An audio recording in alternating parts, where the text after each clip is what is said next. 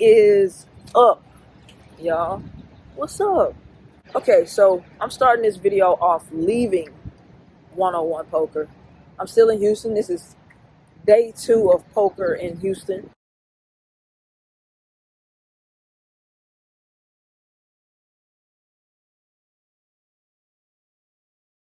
I sat down and played for about 3 hours. I was running bad, man.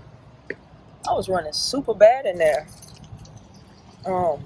I thought I was gonna leave here depressed, but I finally got most of my money back in for I think 800, and I cashed out $740.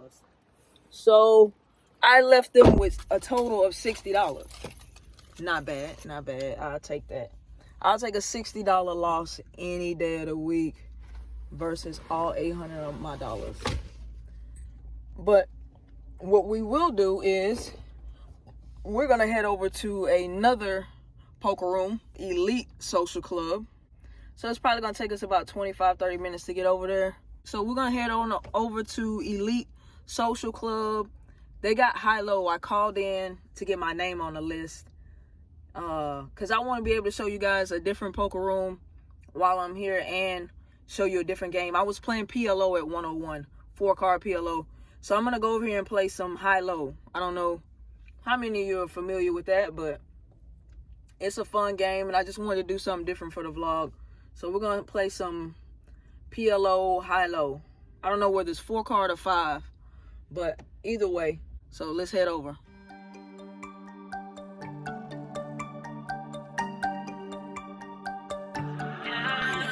Unexpected that you be so selfish. How you jealous of someone that you have neglected. I heard that you been not doing you. We could've moved on, but had this through. But you want your cake and then eat it too. I thought all the words that you said were true. You don't want me, you just don't want no one else to have me. You're so selfish, how you don't wanna see me happy. You don't love me, you just don't want no one else to have me. So possessive, how you don't wanna see me happy. So I just got here to Elite. I'm still number 3 on the high-low list, but they had a regular PLO 4 high just opening up, so I'm gonna sit down and play that, see how it goes. So I sit down at the PLO table right when there's a dealer change, so they do a bomb pot. I look down at Queen 7 of clubs, Jack of hearts, 5 of spades. Not too great of a hand, but it's a bomb pot. Let's see what the flop is. Alright, the 2 flops come down random, 10, 10, 4, and 3, 5, 3. I don't remember the suits. I was no longer enthused about the hand because I didn't flop anything but a pair of 5s at the bottom. I believe it checked all the way through on the 2 flops. And then the turn comes out 2 random cards that I don't even remember. I was no longer enthused about it.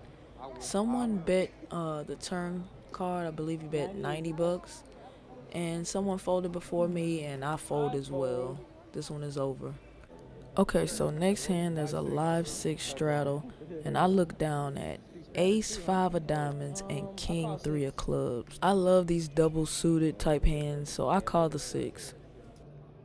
I believe 3 other players call the 6, and the straddle checks his option, so we go 5-handed to a flop.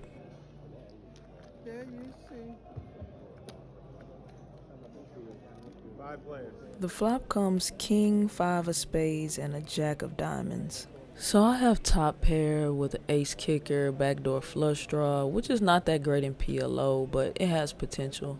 I think the big blind bet 25, and I decided to call. I just want to see a turn, basically. And everybody else folded, so we're just heads up to the turn card, which comes another spade, a 6 of spades, I believe. Unfortunately, that brings the flush in, and I don't have a flush. My opponent surprisingly checks, and I check back, and the river comes and brings a 9 of diamonds. The action is on my opponent. He's tanking for a while. I believe he's thinking about a bet. I don't think he has a flush, but he probably has me beat. So he puts out a bet, and whatever he puts out, I'm going to fold. All I have is top pair again. Queen 10 has me beat. 2 pair has me beat. So I have to fold. I fold. Okay, so next hand that I have recorded, I look down at Ace Queen of Clubs and 6-4 of Spades. Of course, another beautiful hand. There's a raise to 20 pre-flop, and I believe there's 6 of us in the hand who go to the flop. 6 players. And unfortunately, the flop comes 9 of Spades, 2 of Hearts, Jack of Diamonds. I flop nothing, which seems to be how this session is going so far. And I check, and I believe there's a bet. And of course, I fold. I don't remember the other order of action, but I fold my hand. Okay, so next hand in this exciting session, I get queens, pocket queens, and then 9-7, everything rainbow. I believe there's a live 6 straddle. Now, I probably shouldn't play this hand because it's all rainbow, but I have pocket queens and the price is $6, so I go ahead and call. And I believe we're 5-handed to a flop. Okay, so the flop comes 8 of Spades, Queen of Diamonds, 7 of Spades. Now I flop top set, which is, I have the nuts at this moment, but here's the trouble with playing hands like this. I have a rainbow hand. I don't have a flush draw. I have to hit a boat to win this hand, especially if my opponent has spades. And someone does bet $20 on this flop, and I still have to call. I don't raise or go all in because I don't have anything except for top set, but I still have to make the call. I think everybody else folded, so we're heads up to a turn card, which brings the 10 of Spades right on the turn. So here I am in a position where I can't bet. I know my opponent has a flush, and all I have is top set. He's going to bet, and I have to call because I have top set. He gives me another cheap price of $20, and I oblige. It also lets me know he probably has a small flush. The river brings a Jack of Spades. Now with that, maybe it's less likely that he has a flush, but a straight also beats me. He has to have either a small flush or a straight. I check the river, and he's over there thinking about betting, and I let him know he has me covered, whatever he puts out. And finally he decides to just check, and I show my hand first, and he shows his small flush. So the dealer go ahead and mucks my hand. He wins. Alright, so next hand. At this point, I'm a little frustrated. I look down at Jack 6 of clubs, another 6 of spades, and a 5 of hearts. So I have a pair of sixes. Probably shouldn't play this hand, but I'm a little frustrated. I can't win a hand, and there's a $30 raise, and I still call. If I wasn't on semi-tilt, I would probably fold this hand. But I call to see what I can hit. There's several other callers. Nobody folds in Texas. Jesus. But yeah. I think we go 7-handed to a flop, which comes 2 of spades, 5 of diamonds, 5 of spades. I think I have a 5 in my hand. Gotta do the look back. I do have a 5 in my hand. Listen, guys, I don't know my position in this hand. I'm really bad at remembering that or recording that down in my notes. But I know that one player decides to bet 50 before me, and somebody else calls the 50. Don't these people know I have a 5 in my hand? I decide to go all in. All I have is $45 left. I'm all in. Everybody else begins to fold while I'm still wondering what these other 2 players have.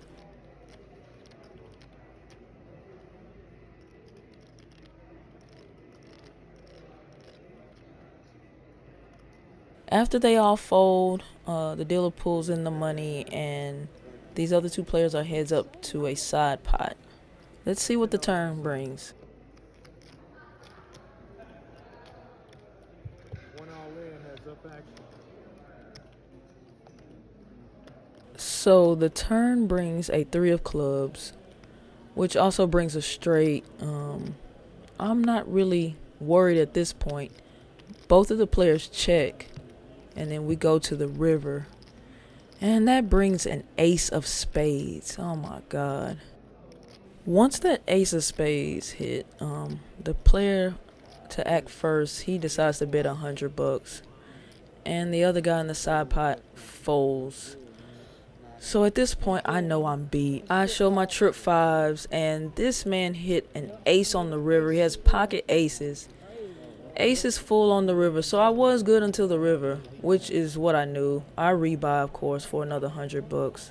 Next hand, I look down at 9-7 of clubs and 5-4 of spades. There's a $6 straddle, and I call the 6. I call 6.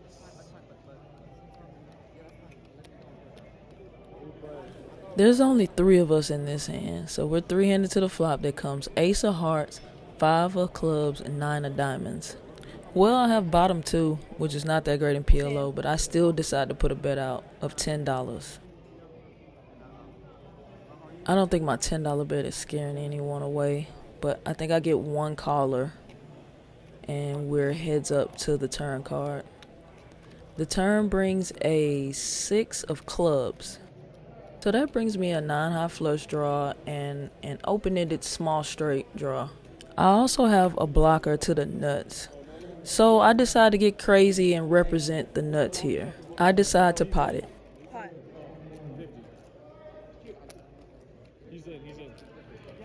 My opponent thinks for a while and he decides to call me. Sir, what do you have? This is so stressful. Why do I play this game? The river brings a 6 of diamonds. Womp, womp, womp. Oh my God. At this point, all I have is 9s and 6s. My 5 even gets counterfeited here. So I check, of course. My opponent immediately checks back. He already has 7-8. So he turned the nuts. And the board paired on the river. That's why he didn't bet. I could have bluffed it on the river, but I gave up. All right, next hand. Trying to stay optimistic. Rebuying 100 at a time. I look down at ace-6 of spades and queen-4 of hearts. Again, another unfoldable hand for me. Called the pre-flop raise of $10. And as I stated before, no one folds in Texas. I believe there's 4 of the callers. So we're 6-handed to a flop.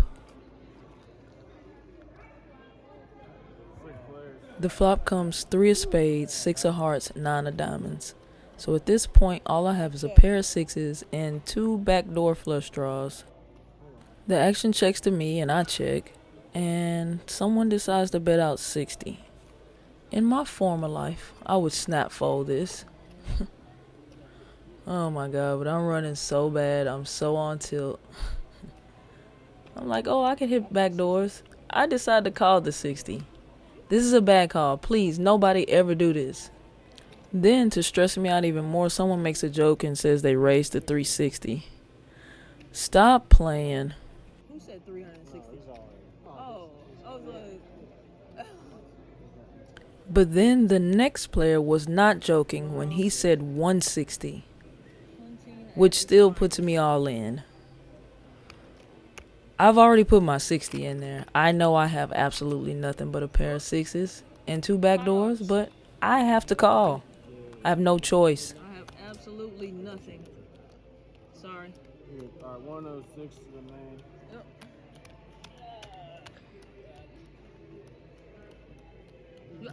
You keep the 1 so it make your life easier. 105. Thank you.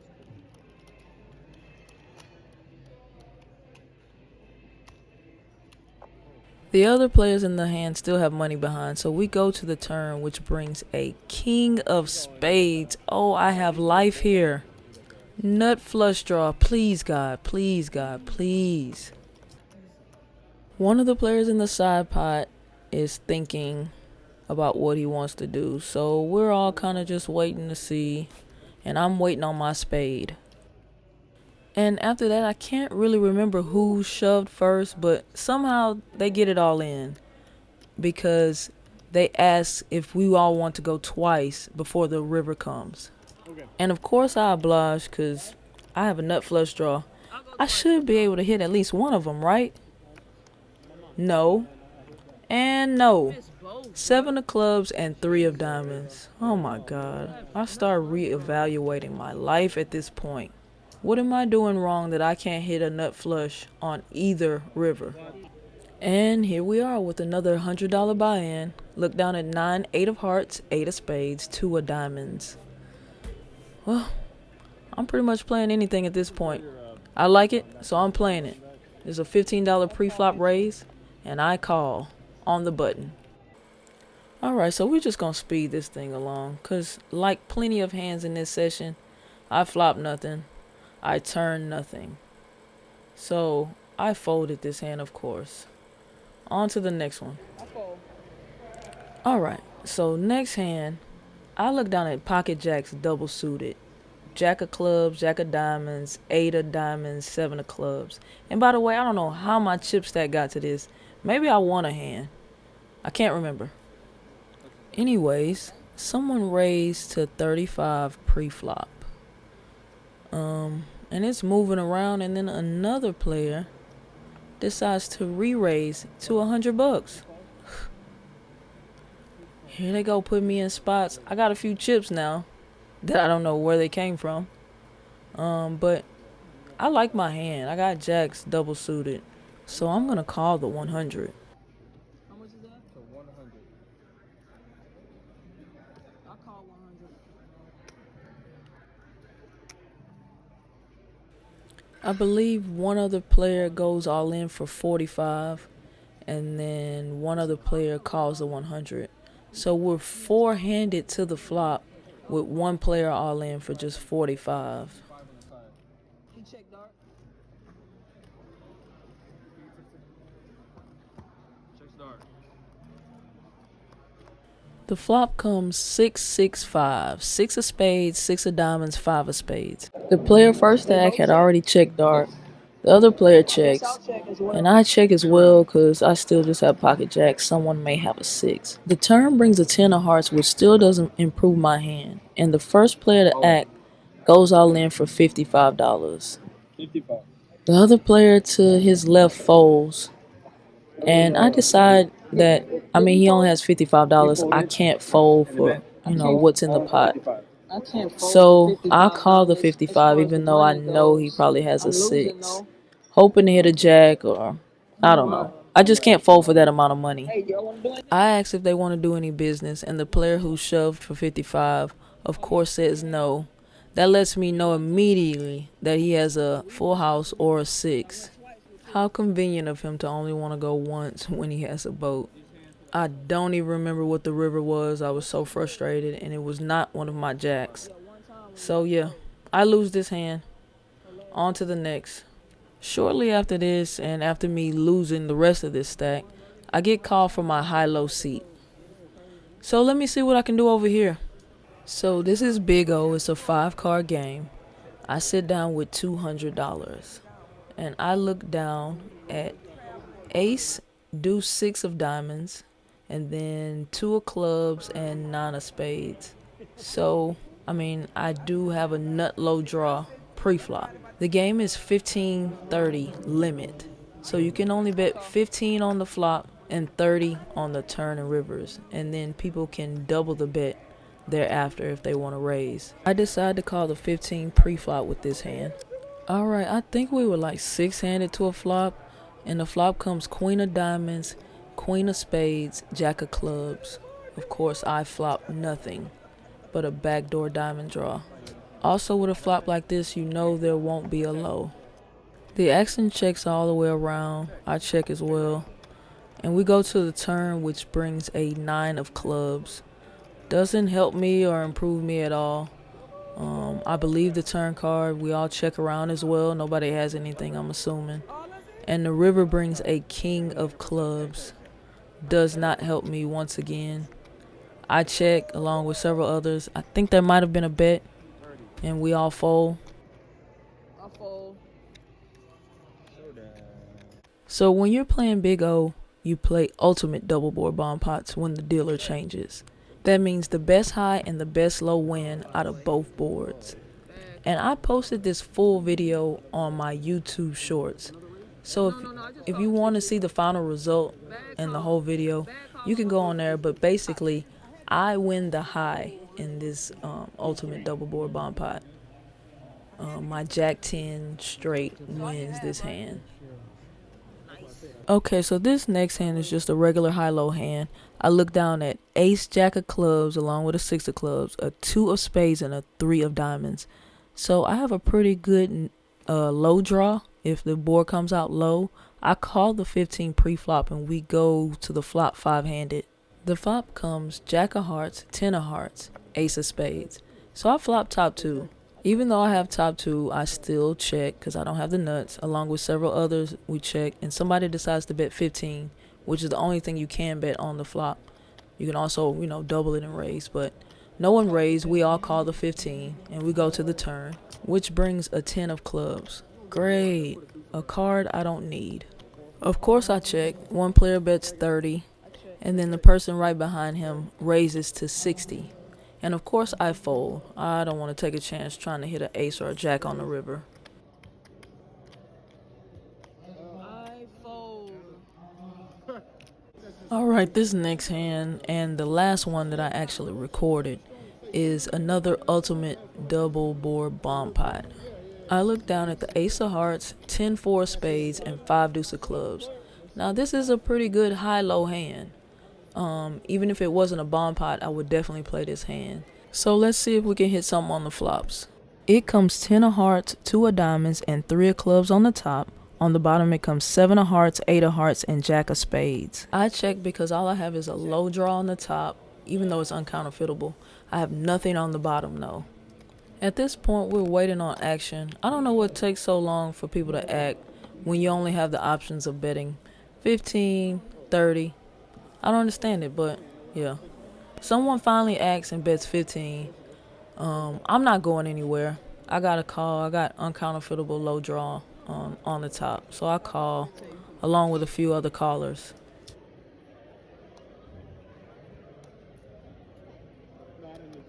The turn brings an ace of clubs on the top and a 6 of hearts on the bottom.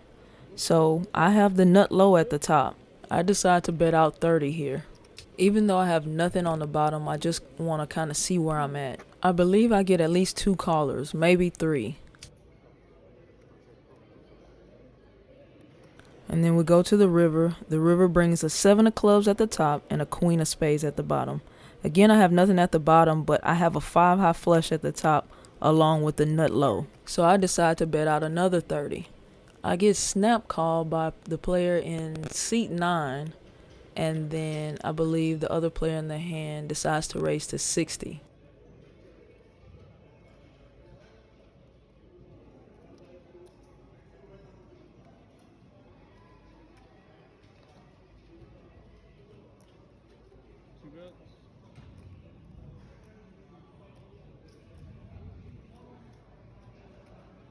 I'm definitely going to call the 30 more. I have the nut low, but I'm not going to raise it because I might be getting quartered here. I believe the other player in seat 9 calls as well, and we go to showdown. You got to show first. We call you. Second nut. Flush. Queen.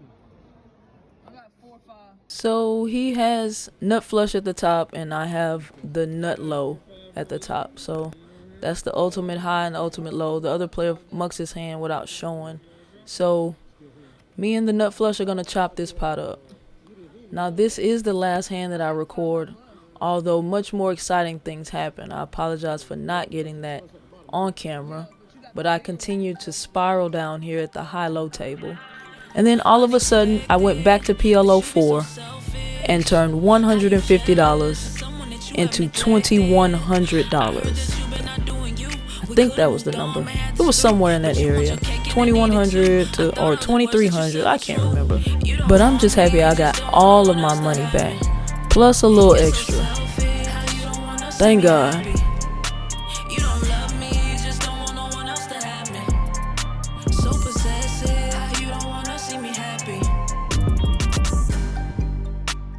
Alrighty, guys. Leaving Elite Social. It is currently 4:30 in the morning, and I got here at like 7 in the evening yesterday. Roller coaster ride at its finest. I'll tell you the results when I get in the car. Got security walking me to the car right now. I appreciate you, sir. I'm a degenerate, guys. So first of all, let me say this. I didn't know that they play limit Big O. It's 1530. So basically, you can only raise it 5 times. So pre-flop is 15 in the big blind.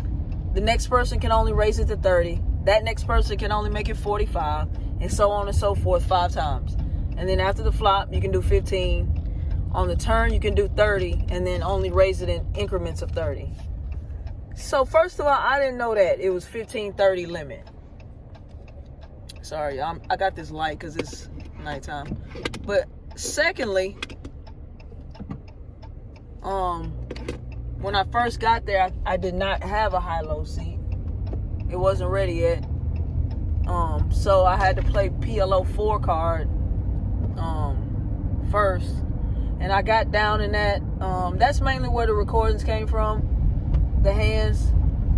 I think I went down 600 in that by the time I got my high-low seat. I went over the high-low, ran it up a little bit. You're going to see a few, you saw a few ultimate bomb pots that I won in. And then it went down from there. It went down from there.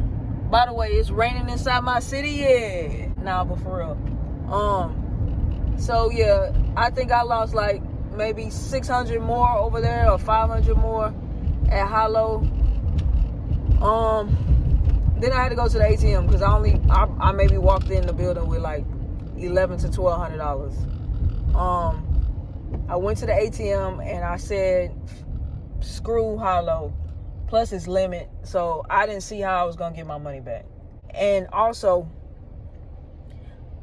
after I started getting frustrated in high-low, I stopped recording. When I started to run my money back up, I didn't record any of those hands, and I'm sorry for that. All you saw was the end result of me getting my money back. Yeah, so I went back to the PLO 4 card and started with 150, and I ran that 150 up to about 2100. I was just finally running good. I was getting aces double suited and it was holding, you know what I'm saying? And my top two, I think one big hand that got me to a substantial amount was Jack 10. It was like we were 4 or 5 handed. And they were playing crazy, getting it all in pre-flop, you know, going in 300-400 pre-flop. And, you know what I'm saying, I flopped Jack 10 with a 10 high flush draw. And like 4 or 5 people went all in. We ran it twice, and I hit a boat on both boards. And 10's full and Jack's full. So that's like the one hand that solidified my comeback. And after that, it was over with. I ran that 150 up to 2100, like I said. So I was probably in for a total of 12 or 1300 and out for 21, I guess. So yeah, I just feel relieved that I finally got my money back. It seemed like I'm always fighting to get my money back. Every session that I have, you'll see the pattern. You'll see the pattern if I get more consistent with these videos. I don't know how consistent I'm gonna be. How